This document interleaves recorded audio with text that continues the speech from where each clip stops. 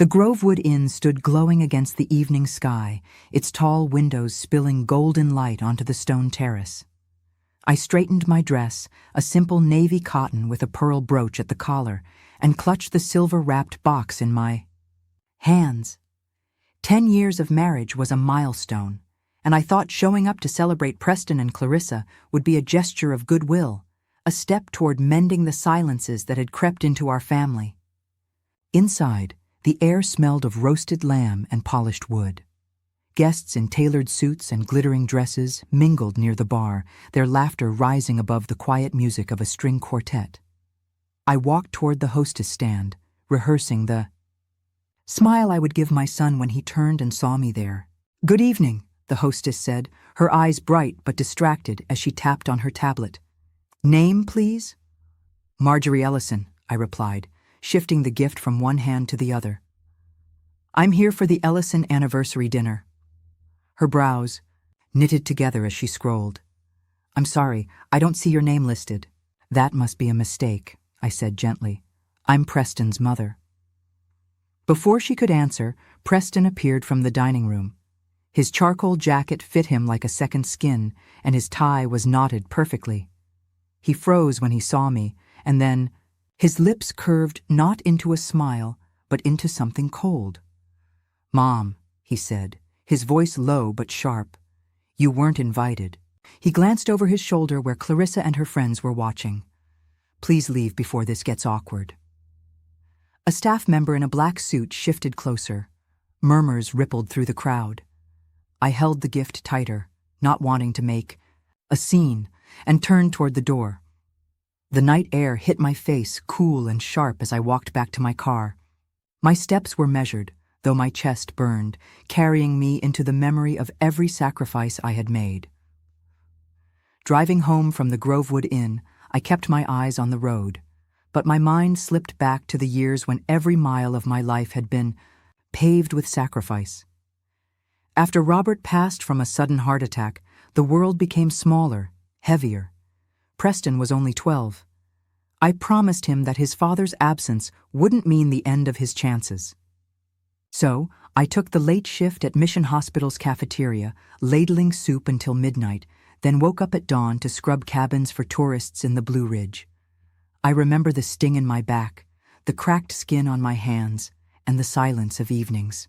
When friends invited me out, and I had to decline because the bills stacked higher than the invitations. Preston was my reason. When he brought home his acceptance letter from UNC Chapel Hill, I cried in the kitchen, holding that envelope like a lifeline. He had no idea the relief it gave me. The confirmation that every hour I spent exhausted and hungry was worth it. I sent him off to campus with secondhand furniture loaded in a borrowed truck, smiling as if I hadn't sold my wedding band to cover the deposit. Years later, when he wanted his first condo in Charlotte, I signed away a piece of my own security. I refinanced our modest house in Biltmore Village, the home Robert and I had built together, and told myself it was an investment in Preston's independence.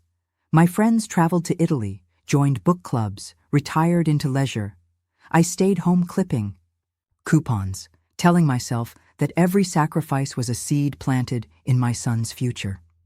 The day he crossed the graduation stage in his cap and gown, I stood in the crowd with my heart swelling. That moment, I thought, was the return on every sacrifice. Now, standing in my kitchen years later, with his gift still unopened in my hands, I wondered how the boy I had raised through loss and labor could become the man who turned me away. It hadn't always been this way with Preston. For years after college, he would call me on Sundays, sometimes just to hear my voice. He would stop by unannounced, raid my pantry for his favorite blueberry preserves, and tease me about the way I still folded his laundry even when he was grown. But when Clarissa entered his life, the warmth shifted. She was polished, sharp, and beautiful in the way that photographs in glossy magazines are beautiful, impressive from a distance, impossible up close. At first, I tried to welcome her. I took her to the farmer's market on Charlotte Street, hoping we might find common ground over fresh peaches and honey jars. Instead, she smiled politely and later told Preston that my life seemed small over the Years. Her remarks grew bolder. At holiday dinners, she would place me at the end of the table, saying it was better for the older crowd when conversation turned to homes and vacations. She would glance at me with a smile too sweet and remark, "Well, Marjorie's house is cozy." Each word was a needle dressed in silk. I saw the change in Preston. The man who once defended my choices began to echo her words. He would correct the way I held a wine glass, remind me not to say too much at gatherings, and assure me that appearances mattered more than comfort. It wasn't long before my presence at their events felt like an obligation rather than a welcome. The Grovewood Inn wasn't simply an anniversary. It was Clarissa's showcase, a carefully curated image of a perfect marriage, perfect family, perfect success. I had become the imperfection she could not allow on display. Driving past the darkened streets of Asheville that night, I realized it wasn't just my son's voice that had cut me down. It was hers, whispered into his ear until he believed it was his own. And that realization burned deeper than the words he had spoken at the door, carrying me into the silence of my home, where the unopened gift still sat waiting. I should have turned away the moment Preston told me to leave, but the box in my hands kept me rooted. Inside was more than a gift. It was the story of a life. Over weeks I had pieced together the album, photographs of him with Robert in the backyard, fishing trips on the French Broad River, snapshots of birthdays and scraped knees and first days of school. I thought it would remind him of where he came from, of who held him through the storms. So, I stepped forward, ignoring the hostess's uncertain glance. "I brought you something," I said, my voice softer than I intended. I held the box toward him. Clarissa's eyes flicked down at it, then back up with a smile. That wasn't a smile. At all. "Just leave it with the staff," she said lightly, as though brushing lint from a sleeve. "We'll collect it later." I looked at Preston. For a moment I thought he might soften, that the boy who once pressed daisies into my hands would look at me again instead. He shifted uncomfortably and muttered, "This is embarrassing, Mom. People are staring." And they were. Heads had turned. Conversations had stilled. I saw polite guests pretending to sip their champagne, their eyes darting between us. My cheeks burned hot. The box grew heavier in my hands, though it weighed almost nothing. I lowered it slowly, pressing it back to my chest. "Of course," I whispered. My words fell flat on the marble floor. Unheard, unwanted. Clarissa had already turned away, her laughter rising unnaturally bright as she touched a guest's arm. Preston lingered only a moment longer before following her back into the glow of the dining room, leaving me at the threshold. Invisible, I tightened my grip on the gift, squared my shoulders, and walked toward the exit. The cool mountain night air rushed against my face, sharp and sobering, as I stepped into the dark parking lot. Each measured step carried me farther from their world and closer to the quiet resolve waiting inside my own home. The drive home wound along the familiar bends of the French Broad River, the headlights sweeping across water that shimmered in the dark by the time I pulled into my driveway. The weight of the evening pressed heavier than the gift still resting on the passenger seat. I carried it inside, set it carefully on the kitchen table, and stood in the silence of my small bungalow. The quiet was almost too much to bear. I opened a bottle of Merlot, poured a glass, and let the first sip steady me. The sting of humiliation still pulsed in my chest, but beneath it ran something colder, sharper, a clarity I hadn't felt in years. I moved to the closet where Robert's old safe box sat, tucked behind blankets. My hands trembled as I lifted it onto the table and spun the dial. Inside lay the estate files I had protected since Robert's death. Bonds, property deeds, account summaries, nearly $2 million in accumulated fortune. The foundation of the life we had built together for years. I had told myself it would pass to Preston when I was gone. It was the natural order, a father's gift preserved by a mother's devotion. I spread the papers across the table, the numbers staring back at me like an accusation. My son had cast me aside in front of strangers, embarrassed to claim me as his own, and yet here I was, ready to hand him everything Robert and I had worked. 4. I pulled out a blank legal pad and began drafting changes. The lines came easily. The estate to be redirected, beneficiaries adjusted, safeguards in place. Each word steadied my breath, but when I reached for the pen to sign, I stopped. Some small, stubborn corner of my heart hesitated. I set the pen down, leaned back in my chair, and stared at the album still lying unopened beside me. I would not finalize it tonight. If Preston came, if he knocked on my door, looked me in the eye, and remembered who I was, perhaps there might still be a bridge left standing. I left the papers scattered on the table, turned off the kitchen light, and walked down the hall, waiting for what silence or morning might bring. The morning light crept through the blinds. Soft and indifferent, I lingered in bed longer than usual, the events of the night before replaying in fragments. The way Preston's voice cut, the way Clarissa's smile sharpened, the way every pair of eyes had followed me as if I were a trespasser. My chest felt raw, but the tears had dried sometime in the night. What remained was something quieter, steadier. When I finally reached for my phone, the screen lit up with a flood of notifications. 36 missed calls, 17 voicemails, 42 text messages. For a moment, I just stared at the numbers. I pressed play on the first voicemail. Preston's voice taut with rage. "What the hell do you think you're doing? The venue says the payment bounced. Fix this now." The next one was harsher still. His words slurred with what I guessed was leftover champagne. "You've embarrassed us in front of everyone. Do you know how this makes us look?" By midnight, the tone had changed. "Mom, please, we need you." His voice cracked. "Don't let this ruin everything." Clarissa's texts came in waves, first accusing, then demanding. "You've humiliated us. This is your fault. Make this right." Then softer. "We can work this out, but you need to fix it immediately." I scrolled past them all, my thumbs steady. The mortgage company had called, too. Their message polite but firm. A payment had been withdrawn, and they needed clarification. A second voicemail came from the credit card company. The dinner charges had maxed out their line. I set the phone, face down on the counter, and poured myself coffee. The kitchen filled with its rich, familiar aroma, grounding me in something that belonged only to me. Their panic spilled through every message, but none of it touched the calm that had settled inside me. For the first time in years, I wasn't scrambling to protect them. The phone buzzed again against the table, but I didn't move.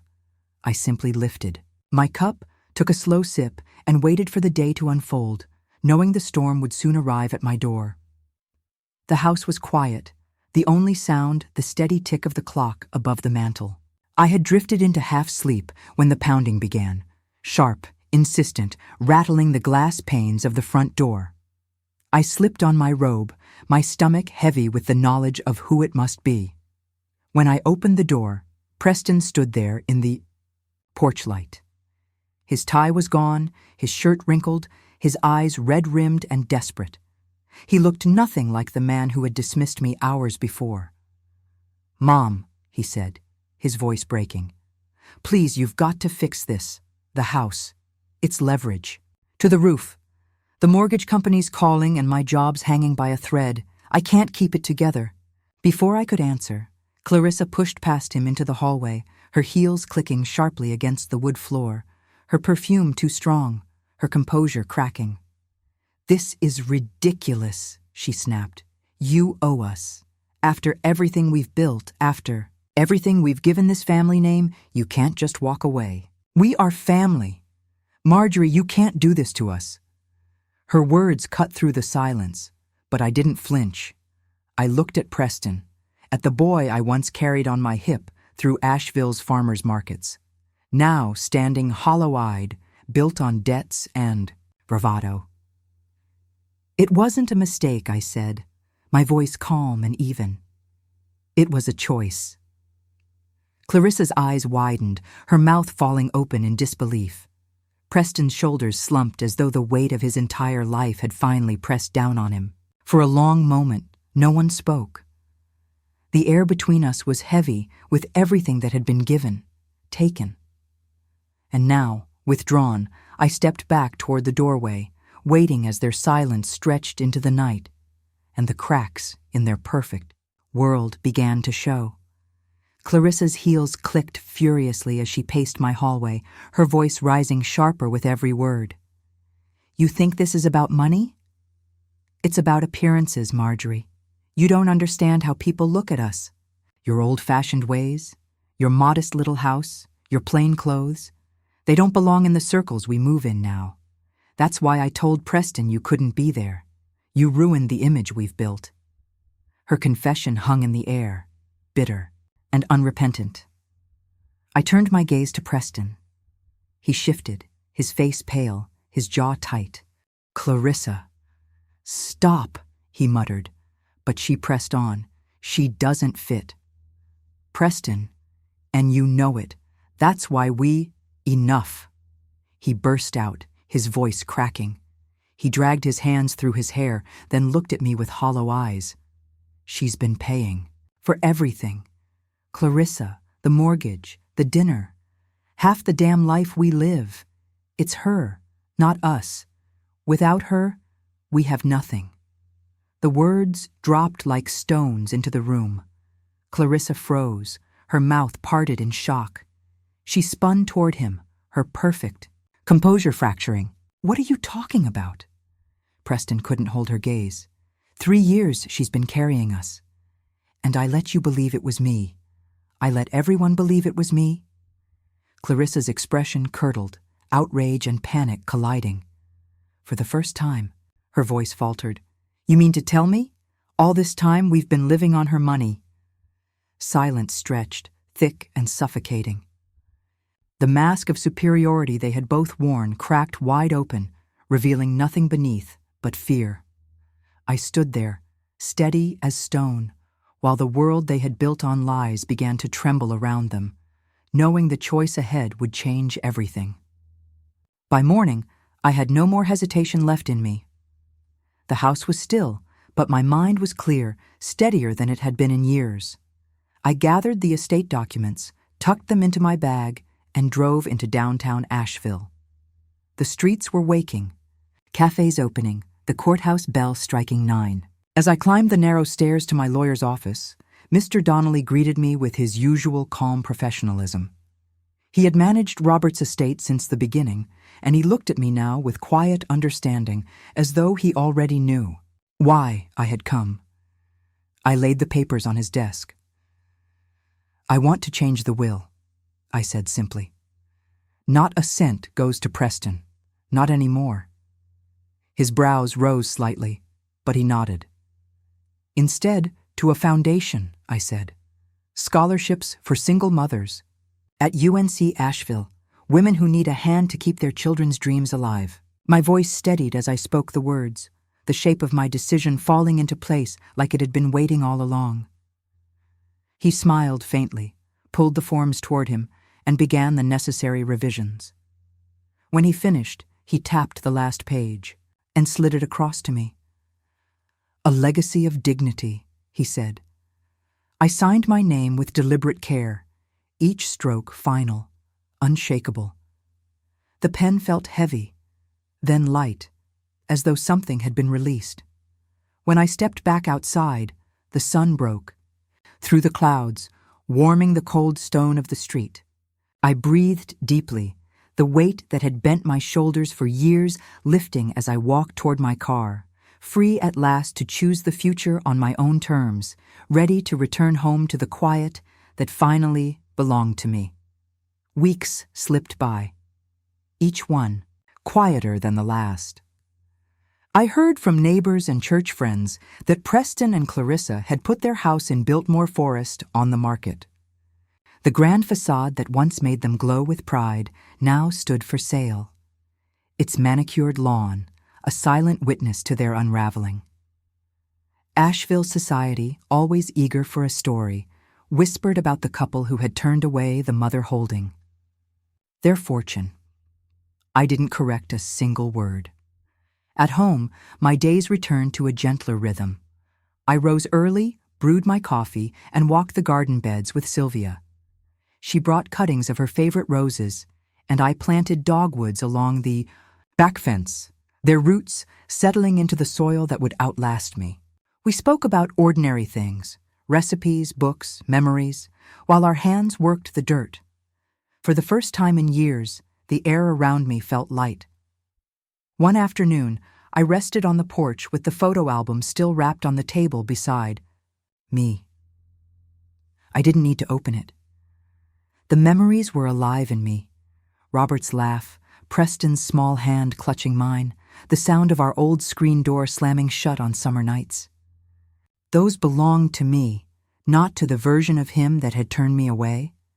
I thought about inheritance, how I had once believed it was measured in dollars and deeds.